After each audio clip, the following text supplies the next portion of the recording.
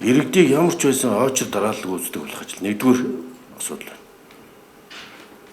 Би битүү агаарч болж байгаа газар тэгэл бараг биенээсээ алдар бол хүүхдүүд игнээс утсан 3-4 цаг зайлвал ээж аав нар цагаа алдаал, ажлаа алдаал очрлоо сууж илээ шүү дээ.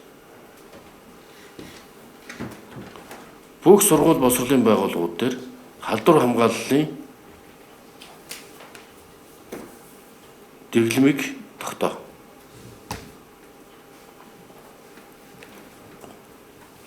Дата анализ хийгсэн тэрийг одоо өнөөдөр сайн танилцуулсан.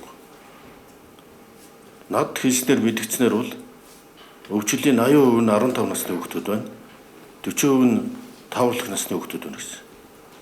Тийм учраас хүүхдүүд илүү зохиж байгаа учраас боловсролын байгууллагууд дээр эмчнэр нь одоо халдвар онош с жигтэй хүүхдүүдийг одоо бас урьдчилан сэргийлэх арга хэмжээ авах, халдвар тарахаас сэргийлэх, өвчний шинж тэмдэглэсэн багш сурагчийг бусдад халдвар авахаас сэргийлж одоо чөлөө зөвшөөрлийг өгөх.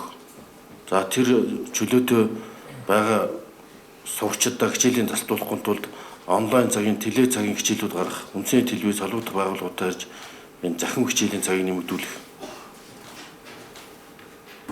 За ингээд энэ 7 хоногийн хугацаанд 12 сарын 1 хүртэл томоодос төвчнөөс урьдчилан сэргийлэх халдвар хамгааллын дэглэм тогтоох ажил гэсэн. Бүх газар маск тавь. Тэгээ сурцсан шүү дээ бид нарт. Ер нь альва өвчлөлийг эмчлэхээс илүү урьдчилан сэргийлэх нь ашиг болтой гэж үздэг үстэй. 1321 хэсгийн ахлагч 251-ийн дараа нартаа бүгдэнд нүрэг өг. Энд чинь хүүхд хамгааллын ажил гэдэг чинь бас энэ зөвхөн хүчирхийллийн эсрэг асуудал биш. Эрүүл мэндийг хамгаалах, өрхийн эмч нартайгаа хамтраад үзлэгийг хийх ачаал, хүүхдийнхаа дархлааг сайжруулах, урьдчилан сэргийлэх, соёнгийн гэрүүлэх ажлыг бүх хэсгийн ахлагч нар бүх хорон дараа нартай явуулах юм байна. Энэ ялангуяа эмзэг зорилт бүлгүүд дээр анхаарч хүүхдийг өвчлүүлэхгүй байхлаас нь анхаарах ажлыг урьдчилан сэргийлэх ажлыг зохион байгуул.